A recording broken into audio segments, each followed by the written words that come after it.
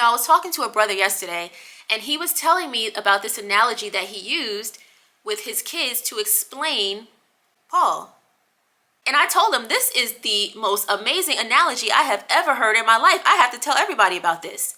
But he basically said, he had gone to a church and was kicked out of the church, and his kids had made friends at the church, and so they wanted to continue to go. And so they were like, Dad, why can't we go? Why can't we go? And he said he called his kids over to him and he said, listen, there's a guy riding around here in a red Audi.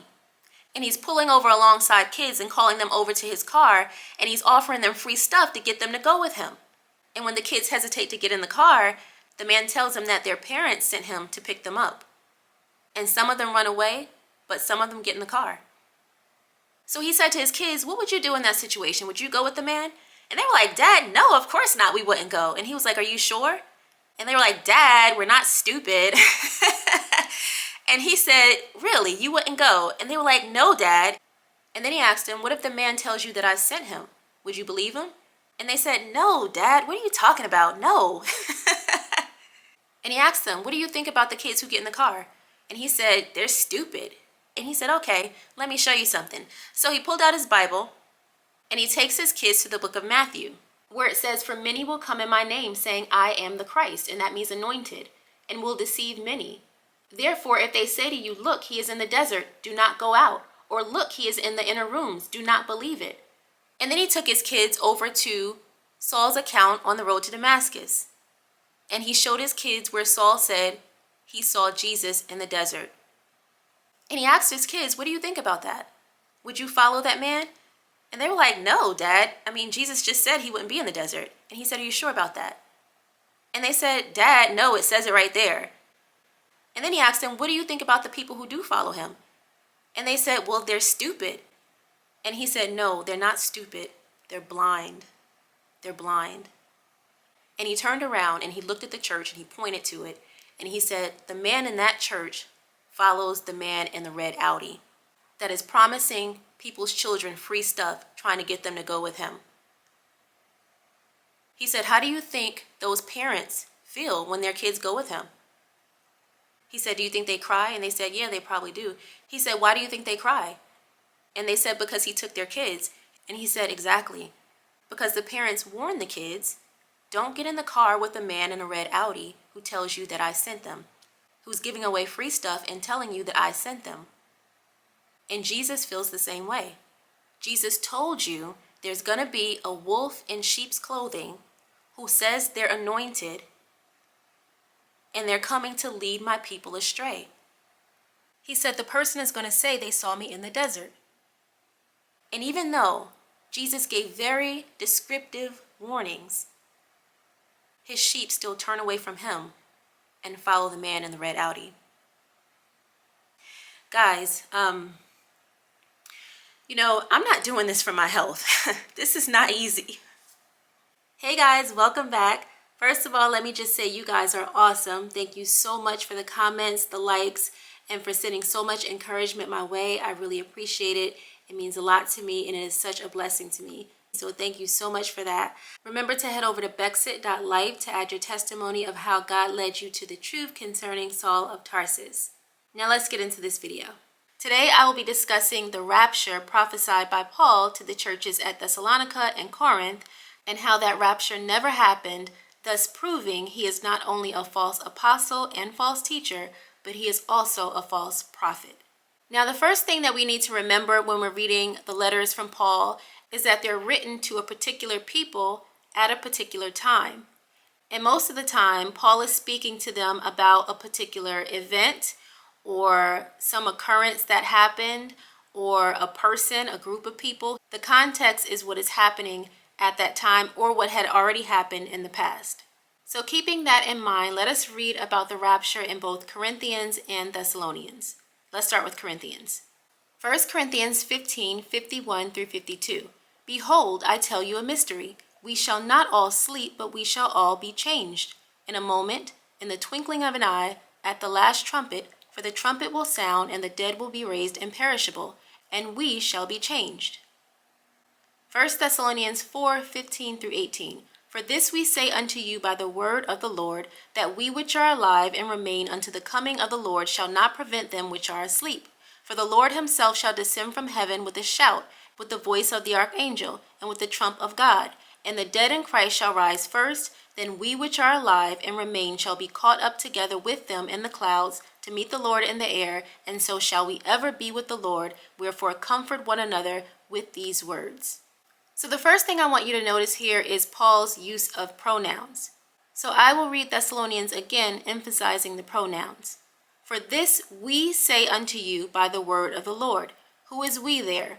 That is Paul and the disciples and apostles that he himself has appointed. That we which are alive and remain unto the coming of the Lord shall not prevent them which are asleep. So who is we which are alive? We means Paul and the people that he's writing to. Who is them which are asleep? Them which are asleep are the Old Testament saints who have died, and also the people who passed away during their lifetime. Let's go to the end of verse 16. And the dead in Christ shall rise first. Who is the dead in Christ? The dead in Christ are the Old Testament saints who passed away, and also the early Christians who passed away during their day. Verse 17, then we which are alive and remain shall be caught up together with them in the clouds. Who is we which are alive? We which are alive is Paul and the people that he's writing to, including everyone else during that lifetime. Who is them in the clouds? Them in the clouds are the Old Testament saints who have passed away that have now risen in the clouds to meet the Lord, and also the people who passed away during their lifetime who have risen in the clouds to meet the Lord. And so shall we ever be with the Lord. Who is we? Paul and the people that he's writing to, and everyone living during that time. Wherefore comfort one another with these words. Who is one another? The people that he's writing to. And he's encouraging them to comfort one another with the knowledge that they will not be there for long. They will not be suffering the persecution that they're suffering for long, because the Lord is coming to rapture them up during their lifetime. So we're not going to play a game here where we're trying to change the rules of grammar to accommodate Paul. We means we, they means they, them means them. We does not mean they, us does not mean them. We means we, they means they, them means them. And when we speak of we, we're including ourselves and we're talking about the people who surround us. Let's do the same thing with 1 Corinthians 15. Behold, I tell you a mystery. Who is I? I is Paul. Who is you? You is his audience, the people he's writing to. We shall not all sleep, but we shall all be changed. Who is we? We includes Paul and the people that he's writing to. Verse 52, in a moment, in the twinkling of an eye, at the last trumpet, for the trumpet will sound, and the dead will be raised imperishable. Who is the dead? The dead are the Old Testament saints who have passed away and the early Christians who passed away during their lifetime. And we shall be changed. Who is we? We is Paul and the people that he's writing to. There is one small change that would have needed to occur in his letter in order for him to not be a false prophet. And I'll show you what that is. Let's start with Thessalonians, and I have underlined the pronoun changes that would need to occur if Paul were indeed talking about a future event. Okay, here we go. For this we say unto you by the word of the Lord. Who is we? It is Paul. That they which are alive and remain unto the coming of the Lord shall not prevent us which are asleep. So if Paul were talking about a future event or a future generation that does not include himself, he would have referred to the people who would be living at the time of the rapture as they. And he would have referred to the people who are asleep as us, him included. Verse 16, for the Lord himself shall descend from heaven with a shout, with the voice of the archangel, and with the trump of God, and the dead in Christ shall rise first. Then they which are alive and remain shall be caught up together with us in the clouds. Who is they? The people who are living in the future. Who is us? Paul and the people who were in the grave. Okay, so if Paul thought that the rapture would be a future event, or again, a future generation that does not include himself, he would have referred to himself as one of the people who are in the grave, who would rise first. And he would have referred to the people who would be alive as they. But he did not do that. He referred to the people who would be alive as we, himself included. Verse 18, wherefore comfort one another with these words, would not even be relevant. He wouldn't even need to say that, because there would be no need for these people that he's writing to have to comfort one another for something that would not even happen in their lifetime or to them. So guys, what we need to understand here is that Paul issued a false prophecy. Now, I cannot remember a time where God told one of his prophets in the Old Testament to issue a prophecy to the wrong generation of people. That's never happened. Never happened. So guys, this is clearly a prophecy that Paul issued to a particular people that never came true. Never came true. And if he truly believed that it was going to happen to a future generation, like I said, he would have changed his pronouns from we and them to they and us. It's as simple as that. I'm sorry to have to tell you guys, but he's a false prophet. He is. He's a false prophet.